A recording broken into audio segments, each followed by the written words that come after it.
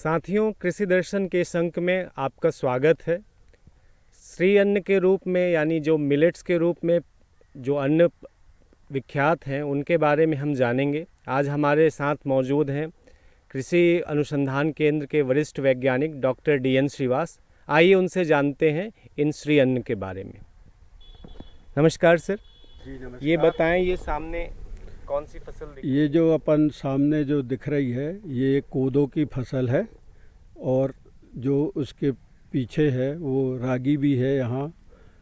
यहाँ सामान्य तौर से ये कोदो की फसल और कुटकी की फसल इन जिलों में ज़्यादातर यही मुख्य रूप से उगाई जाती है। कोदो का धीरे धीरे रकबा कुटकी के कारण घट रहा है। कारण ये है कि दोनों के भाव में जब किसान इसको बाज़ार में ले जाता है तो दोनों के भाव में लगभग दुगने का फ़र्क आ रहा है। इसके चलते किसान अब धीरे धीरे कुटकी के ऊपर ज़्यादा रुचि रख रहे हैं, बशर्ते कि कोदो लगाएं, क्योंकि कोदो की जो फसल है ये कुटकी की फसल से लगभग 1 महीने बाद पकती है और इसकी फसल की खेती करने के लिए लोगों को एक बार कम से कम निदाई करना पड़ती है। तो उससे बचने के कारण ये कुटकी की फसल के ऊपर जा रहे हैं, क्योंकि कुटकी 65 से 70 दिन में पक जाती है और उसको एक बार साफ़ सुथरा करके बोने के बाद सीधे कटाई करना पड़ती है और भाव भी अच्छा है, इसलिए लोग कुटकी की तरफ। और इसमें सर उत्पादन में कितना अंतर होता है? उत्पादन में कोदो की चूँकि ये 3-3.5 महीने की फसल है तो ये तो तय है कि उत्पादन में यदि सही तरीके से लगाएंगे तो कुटकी से ज़्यादा पैदावार आती है। पर चूँकि बस जो रेट का कारण जो है वो उनका जो अब रुचि है वो कुटकी के तरफ जा रही है। इसमें सर विशेष रूप से मैं जानना चाहूँगा कि अभी ज़्यादातर लोग इसे बीमारी में खाने की बात करते हैं कि कोदो कुटकी इन सब का इस्तेमाल बीमारी में किया जाता है, पर इसे तो रोज़ दिनचर्या में अपने आहार में भी शामिल किया जा सकता है। जी हाँ, तो वैसे तो जो इस जिलों के जो पूर्वज हैं वो तो लगातार कोदो कुटकी को खाते चले आ रहे हैं, तो इसका कोई बीमारी से वैसे ताल्लुक़ नहीं है। पर यह है कि चूँकि ये पौष्टिक आहार था इसीलिए वो इसी में तंदुरुस्त रहते थे और उनको कोई भी ज़्यादा बीमारियां नहीं होती थी और इसीलिए वो तो उपयोग कर रहे हैं। पर चूँकि अब सामान्य यदि दूसरे ज़िले के लोगों को यदि इसका उपयोग करना है तो वो बीमारी के साथ साथ चूँकि इनकी पौष्टिकता भरपूर है, इनमें आयरन, जिंक, आपका मैग्नीशियम, कैल्शियम ये सारे प्रचुर मात्रा में उपलब्ध होते हैं। तो आपको जो इन चीज़ों की जिनको कमी हो जाती है वो इससे भरपाई पूरी हो जाएगी। तो श्री अन्न की यहाँ पर सर कौन कौन सी प्रजातियाँ हैं और प्रति हेक्टेयर अगर उनका उत्पादन बताया जा सके? यहाँ पर श्री अन्न की मुख्य रूप से 2 फसलें ही पैदा की जा रही हैं, जिसमें कोदो और कुटकी। रागी का बहुत कम एरिया है, बाकी की जो दूसरे भी श्री अन्न हैं उनकी खेती यहाँ नहीं की जाती है। क्या उनके कुछ के नाम आप बता पाएंगे? मुख्य रूप से 6 प्रकार के श्री अन्न हैं: कोदो, कुटकी, रागी, सावा, काकुन और चीना। ये 6 जो है श्री अन्न, ये वैसे यहाँ पर ये सभी हो सकते हैं, पर लोग अभी धीरे धीरे उसका हम लोग भी प्रयास कर रहे हैं, कृषि विभाग भी प्रयास कर रहा है कि रागी का क्षेत्र यहाँ पर बढ़ जाए, क्योंकि रागी जो है वो उसकी पैदावार कोदो कुटकी से ज़्यादा आती है। तो इन्हें रोज़ की दिनचर्या में आहार के अलावा स्नैक्स के रूप में भी अभी प्रसंस्कृत किया जा रहा है। तो चावल के अलावा, रोटी के अलावा और कौन सी चीज़ें इन श्री अन्न से बनाई जा सकती हैं? ये श्री अन्न श्री अन्न का दैनिक जीवन में उपयोग करने का बहुत आसान तरीका है कि इसको कोई बहुत ज़्यादा जैसे सीखने की ज़रूरत नहीं है। हर घर में इडली, डोसा, आपका बाकी के सारे उत्पाद बनते जो कि जिसमें अपन धान का चावल उपयोग करते हैं, उनके धान के चावल के रेशो में इसके चावल का यदि उपयोग करें तो दैनिक जीवन में सारे लोग उसको उपयोग कर सकते हैं। बाकी बिस्किट बनाने के लिए तो उसको बाज़ार से ही ख़रीदना पड़ेगा। जो सामान्य तौर से घर में जो चीज़ें बनती उसमें भी उसका उपयोग हो सकता है। तो इसे क्या विशेष रूप से आप अन्न को मेटाबॉलिज्म के हिसाब से कोदो के बारे में बात करते हैं, तो उस तरह से क्या थोड़ी तकनीकी रूप से बताएंगे कि किस तरह से इसकी न्यूट्रिशन वैल्यू हमारे शरीर में फ़ायदा करती है? इसकी जो न्यूट्रिशन वैल्यू है कि जैसे कैल्शियम है, आदमी यानी अभी तक यानी लोग सिर्फ सुनते आ रहे हैं कि उन्होंने कहा कि दूध का उपयोग करें, तो रागी का यदि अपन आटा का रोज़ उपयोग करेंगे तो कैल्शियम की कभी कमी नहीं हो सकती है। कोई ज़रूरी नहीं है कि आप उसको संपूर्ण रूप से यानी रागी के आटे ही का उपयोग करें। उसको आप एक रेशो में कि 10:2 कि 10 किलो यदि अपन गेहूँ पिसाते हैं तो 2 किलो आप रागी उसके साथ में पिसा लीजिए और उसकी रोटी खाइए। तो इसे क्या बच्चे बूढ़े जवान सभी खा सकते हैं? बिल्कुल, इसको बच्चे बूढ़े जवान सारे लोग खा सकते हैं, क्योंकि वो तो सबके लिए आवश्यक है। सारी न्यूट्रिएंट्स, चाहे वो बूढ़ा हो, चाहे जवान हो, चाहे बच्चे हों, और ख़ास करके बच्चों के लिए तो और ही अच्छा है। ये जो अपन फसल देख रहे हैं, ये कोदो की फसल लगी हुई है और ये अभी इसकी बाली निकल चुकी है और अभी से लेके मुश्किल से 20 दिन और लगेंगे, ये पककर तैयार हो जाएगी। साथ ही इसी के आगे रागी की भी फसल लगी है। उस रागी की फसल कोदो की फसल से थोड़ा समय ज़्यादा लेती है, जो कि इससे भी अभी 1 महीना अभी रागी के लिए लग जाएगा। ये कोदो की जो फसल है अभी 65 से 70 दिन की हो चुकी है और इसमें अभी लगभग 20 दिन और लगेंगे इसको पककर तैयार होने में। नहीं, कोदो कुटकी की फसल जो इस क्षेत्र में है वो इसी तरह की ज़मीन में ही लगाई जाती है, पर इसको इसके अलावा दूसरी ज़मीनों में भी लगा सकते हैं जिसमें उसकी पैदावार बढ़ जाती है। पर चूँकि इस क्षेत्र में इसी तरीके का पूरी वस्तुस्थिति ये है, पूरे ज़मीन जो है वो ऐसे ही पथरीली ककरीली और से पहाड़ी नुमा है और इसीलिए यहाँ कोदो कुटकी की खेती की जाती है। तो सर, विशेष रूप से कोदो के बारे में ये जाना जाता है कि इसकी एक प्रजाति मतौना कोदो के नाम से लोग कहते हैं, तो वो मतौना कोदो और इसमें क्या अंतर? जो मतौना है एक्चुअल वो हर साल आता नहीं है।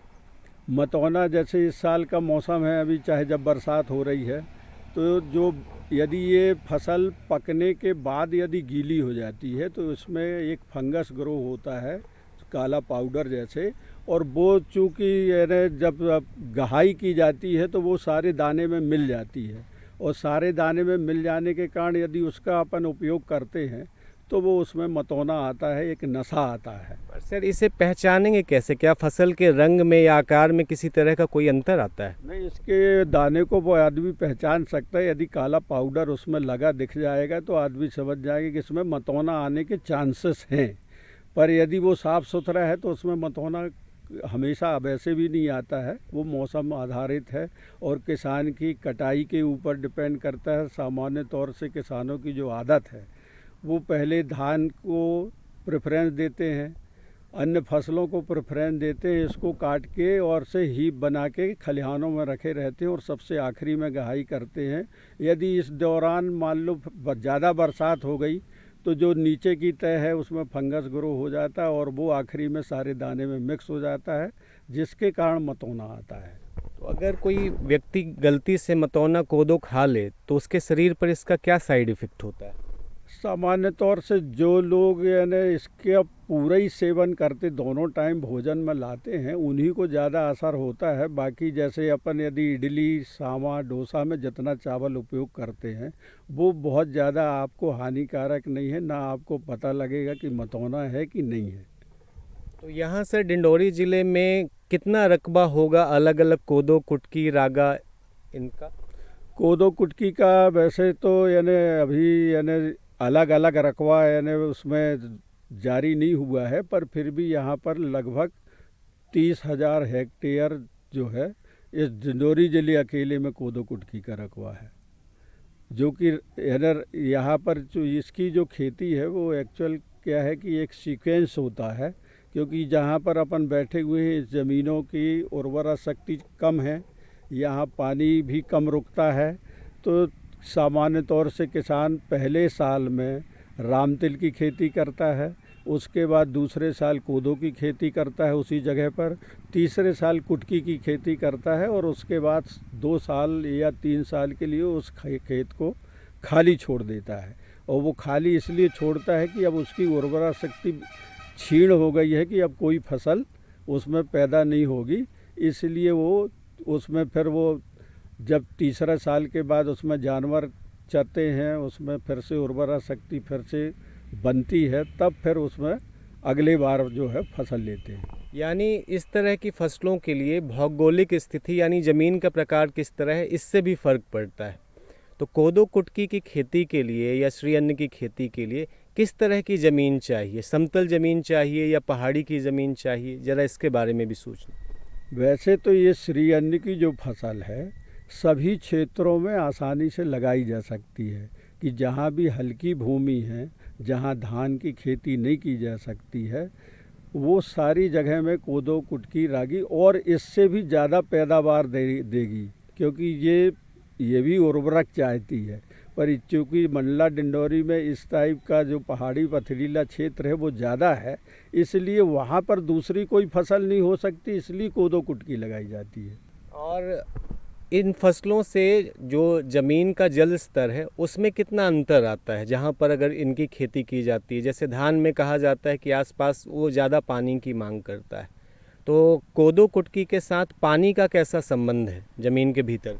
ये जो इसमें पानी बहुत ज़्यादा नहीं लगता, पर इसमें क्या है कि लगातार बरसात होते रहने चाहिए, क्योंकि बहुत हल्की ज़मीन में लगती है। जैसे आप देख रहे होंगे पीछे कि वहाँ पर ज़्यादा पत्थर है, इसलिए वहाँ वहाँ के पौधे जो है वो ऐसा लग रहा है जैसे पक गए हों। तो पानी यानी यहाँ पर लगातार इनको हर हफ्ते 10 दिन में जो, पर ये है कि चूँकि बरसात की फसल है, बरसात के दौरान बरसात होगी। ये इस वर्ष जो है थोड़ा पानी लेट शुरू हुआ था, इसलिए फसल लगाने में देरी हो गई, नहीं तो कोदो कुटकी के लिए पानी पर्याप्त बरस चुका रहा। तो मिलेट्स को लेकर के ये हमारी पूरी बातचीत रही। बहुत बहुत धन्यवाद डॉक्टर साहब आपका। जी सर, धन्यवाद। साथियों, श्री अन्न को लेकर हमारी चर्चा यूं ही जारी रहेगी। मिलते हैं एक छोटे से अंतराल के बाद। अरे सुन तो। मुझे क्या सुनाना चाहते हो? जो सुनाओ मेरी सौतन को। किसको? अरे वही तुम्हारा मोबाइल फोन जिससे सुबह शाम दिन रात चिपके रहते थे और कहते थे किसान कॉल सेंटर से बातें हो रही हैं। अच्छा ये बात है। हाँ, क्यों? क्या हुआ? अब बात नहीं होती क्या? अब तो झट से बात हो जाती है। संबंधी समस्याओं का अपनी भाषा में तुरंत हल पाने के लिए पूरे भारत में किसी भी फोन से हेल्पलाइन नंबर पर संपर्क करें। किसानों का दोस्त किसान कॉल सेंटर।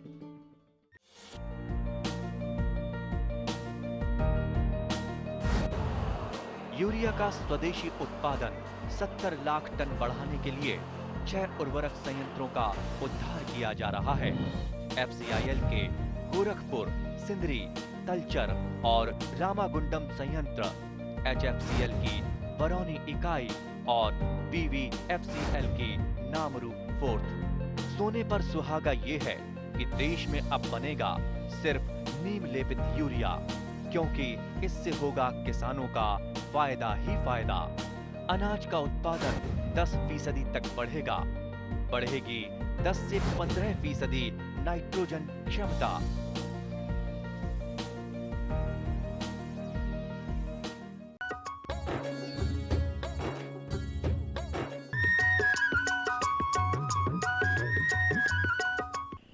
अब हम आ गए हैं रागी के खेत में और यहाँ हम डिंडौरी के कृषि विज्ञान केंद्र के डॉक्टर अमोलकर से जानेंगे रागी के बारे में।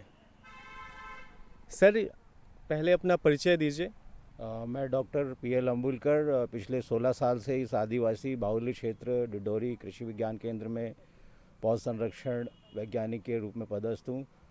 जैसा कि आपका जो प्रश्न है, चूँकि ये ज़िला जो है विशेषकर कोदो कुटकी के लिए बहुत प्रसिद्ध है और यहाँ पर मिलेट्स बहुतायत से होता है, पथरीली जगह में होता है, जहाँ पर कोई फसल नहीं होती, ऐसी जगह पर इसको लगाया जाता है। जैसे कि आपका प्रश्न है, चूँकि हम रागी के खेत में खड़े हैं और रागी विशेषकर मिलेट्स की एक फसल है, पोषक अनाज के रूप में इसको लेते। और जैसे ये आपके देखेंगे विशेषकर जो ये फसल है, इसकी जो बाली अवस्था है यदि देखेंगे, क्योंकि ये हरी अवस्था में है, इसमें ये लगभग आप देखेंगे 10 से 15 दिन में ये लगभग पककर ये तैयार हो जाएगी। और इसमें अंतर कैसे करेंगे आप कि ये अभी तैयार हुई है या नहीं हुई है? चूँकि इसमें आपको मैच्योरिटी इसकी एक खासकर एक अवधि होती है, उस अवधि पे ये पक कर ये तैयार होती है। और विशेष कर मैंने देखा ये मेरे पास जो ये बाली आपको दिखा रही है, ये जो आपका दिख रहा है ये पकने के बाद में इस तरह से ये आपका स्वर्णिम रंग ये ले लेता है और ये पक कर ये तैयार हो जाती है ये फसल। हरी अवस्था में आप आराम से पहचान सकते हैं कि ये भी परिपक्व नहीं है ये फसल। रंग का थोड़ा सा ये हो जाती है, इसमें बाली आप देखेंगे और बाली जो आपको दिखती है बिल्कुल ऐसे एक हमारा जो फिंगर्स जो हमारी बनती है उंगलियां, उस तरह से इसकी बालियां आपको दिखाई देती है। इसकी हम यदि न्यूट्रिशंस की यदि हम बात करें, चूँकि ये मिलेट्स ही पूरा न्यूट्रिशनल वैल्यू सभी मिलेट्स की होती है, इसकी अपनी एक अलग न्यूट्रिशनल वैल्यू है। चूँकि रागी के बहुत सारे ऐसे उत्पाद बनते हैं, आप देखेंगे रागी का आटा, रागी का हलवा, आप लोग ने इसके बिस्किट्स इसके रागी के बहुत न्यूट्रिशियस होते। तो इसको आप सामान्यतः इसको मेडिसिन समझ के ना उपयोग करें। यदि हम किसी को भी मेडिसिन की तरह उपयोग करेंगे तो उसकी वैल्यू थोड़ा कम हो जाती। इसको यदि आप मिलेट्स को आप रोज़ाना अपने भोजन में यदि शामिल करेंगे तो एक अलग आपके लिए होगा। जैसे हम सामान्य भोजन करते हैं उसी तरह से हम इसको भी हम भोजन में अपने शामिल करें। कई बार हम सोचते हैं कि इसके खाने से डायबिटीज़ या शुगर की समस्या नहीं होगी, तो उसको सोच के ना आप खाएं। जिसको यदि डायबिटीज़ है वो इसके उत्पाद में शक्कर ना मिलाए, यदि जिसको डायबिटीज़ है तो वो विदाउट शक्कर वाला खाए, और जिसको डायबिटीज़ है तो बच्चों के रूप में यदि हम देखें तो इसके बिस्किट शुगर को थोड़ा सा ऐड करके। इसमें सर हम यही जानना चाहेंगे कि क्या क्या व्यंजन बनाकर लोग अपने घर में इसका इस्तेमाल कर सकते हैं। इसके प्रमुख व्यंजन जैसे आप रागी के आप देखेंगे, रागी के बिस्किट, रागी का आटा तो हम मल्टीग्रेन्स उसमें उपयोग करते ही है। रागी के बिस्किट, रागी का हलवा बहुत स्वादिष्ट होता है। इसके अलावा जैसे आप कोदो की यदि हम बात करें तो कोदो के नमकीन, चकली, उसका चावल जो हम सामान्य उपयोग करते हैं जिसमें कि लो ग्लाइसिमिक, जिसमें कि शक्कर की मात्रा कम होती है, तो ये हम जो शुगर के पेशेंट्स हैं उनके लिए खासकर इसका हम उपयोग कर सकते हैं। कुटकी की हम यदि बात करें तो कुटकी जो है विशेषकर आप खीर बहुत अच्छी बनती है। 10 ग्राम यदि कुटकी आप लेंगे तो 1 लीटर दूध के साथ 10 ग्राम कुटकी का उपयोग हम करके खीर बहुत अच्छे से इसको बनाते, बहुत कम इसकी मात्रा लगती है।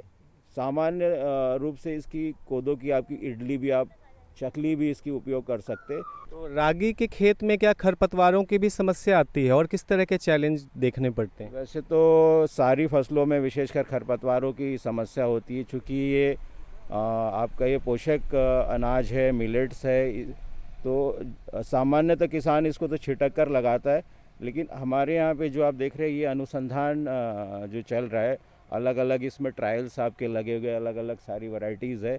तो ये लाइन पद्धति से लाइन इसकी सोइंग की गई है और इसके अलग अलग वैरायटीज़ के हम अलग अलग कैरेक्टर्स देखते हैं। तो क्या इस फसल में सिंचाई के लिए पानी की व्यवस्था करनी पड़ती है या प्राकृतिक वर्षा पे ही आधारित होती है खेती? सामान्यतः इसमें बहुत कम सिंचाई की आवश्यकता होती है, क्योंकि ये ऐसी जगह पे लगती है जो कि पथरीली जगह पे होती है, जहाँ पे पानी रुकता नहीं है, और वर्षा आधारित ये फसल होती है और ये विशेषकर सूखा को भी ये सहन कर लेती है।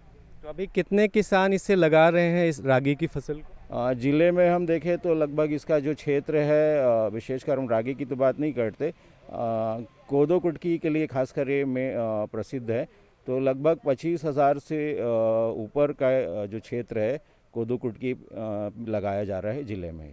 इसमें किसी तरह की कीटों की समस्या भी होती है? किसी विशेष प्रजाति के कीट भी हो लगते हैं? इन फसलों में कीट और व्याधियों की समस्या बहुत कम आती है, और आती भी है तो सामान्य रूप से इसके हम प्राथमिक रूप से इसके उपचार करते, चाहे वो बीजोपचार हो, फसल की खड़ी अवस्था में जैविक कीटनाशक का हम उपयोग करके इसको हम नियंत्रित कर लेते हैं इसमें। और समय अवधि कितनी होती है एक स्वस्थ फसल के हिसाब से? वो निर्भर करता है आपकी किस्मों पर, अलग अलग किस्म की अलग अलग समय अवधि होती है। सामान्यतः जो किस्में जो होती है 100 से 115-120 दिन तक ये पककर तैयार हो जाती है। जैसे आप ये देख रहे हैं कि इसकी बुआई हम जून के आखिरी सप्ताह से लेकर जुलाई के प्रथम सप्ताह तक इसको लगाते हैं। तो एक बार फसल कट जाती है तो खेत में कितने समय तक इसे रखा जा सकता है? सामान्यतः इसको हम इसका जो मॉइस्चर है उसको कम रखते हैं, और मॉइस्चर को कम करने के लिए 15 से 20 दिन तक इसको धूप में सुखाकर फिर इसकी हम प्रोसेसिंग इसकी करते हैं। तो इसकी प्रोसेसिंग अभी मैनुअल तरीके से होती है या अब इसमें मशीनों का इस्तेमाल भी बढ़ गया है? छोटे लेवल पे मैनुअली करते हैं और बड़े लेवल पे हम इसका हार्वेस्टर का भी इसमें और थ्रेशर का उपयोग इसमें करते हैं बड़े लेवल पे तो इसका। यहाँ खेत में जो हमें दिख रहा है इसमें कौन कौन सी वैरायटी के मिलेट्स दिख रहे हैं? अलग अलग मिलेट से है जो हमारा जो इंडियन मिलेट रिसर्च सेंटर जो हैदराबाद में है, वहाँ की वैरायटी यहाँ पे ट्रायल्स के लिए आती है। ऐसी कम से कम 10 से 15 ऐसी वैरायटीज़ है जो जिसका हम परीक्षण करते, फिर उसके बाद नई वैरायटी निकलती है। इसके अलावा क्या डिंडोरी के मिलेट्स बहुत ज़्यादा प्रसिद्धि पा रहे हैं इस समय, तो क्या जो देसी बीज हैं मिलेट्स के उनको भी यहाँ पर लगाया गया है, उन्हें भी बढ़ाने उनके संवर्धन के लिए कोई काम किया गया है? यहाँ पर देसी तो नहीं, हमारे अनुसंधान केंद्र में देसी किस्म के नहीं, जो वो आपको किसान ग्राम स्तर पे ही वो आपको मिलेंगे और देसी किस्मों के बीज उसी स्तर में मिलेंगे। यहाँ पर जो भी है वो रिसर्च और अनुसंधान पर्पज़ से यहाँ पे वो लगाई गई है किस्में जो है। तो यहाँ से रकबा बढ़ाने के लिए बीज भी किसानों को उपलब्ध कराए गए हैं? किसानों को बीज उपलब्ध कराने के लिए जो हमारा ये तो बीज उत्पादन भी इस केंद्र में होता है और हमारे जो विश्वविद्यालय है वहाँ से किसानों के लिए वो अलॉट किया जाता है बीज, और यहाँ पे जो बीज है वो ब्रीडर बीज तैयार किया जाता है जो शुद्ध रूप से रहता है, 100% शुद्ध होता है। तो यहाँ प्रशिक्षण के हिसाब से कभी किसानों को भी आप लोग विजिट करवाते हैं? ये हर ज़िले से और इस ज़िले से भी बहुत किसान यहाँ से प्रशिक्षित होके जाते हैं, समय समय पर इस केंद्र में भ्रमण भी करते हैं और यहाँ से कुछ वो नई तकनीक सीख कर जाते हैं। कृषि दर्शन के अगले अंक में हम कृषि से संबंधित अन्य सूचनाओं के साथ अन्य नए विषयों को लेकर फिर आपके सामने हाजिर होंगे। तब तक के लिए बहुत बहुत धन्यवाद।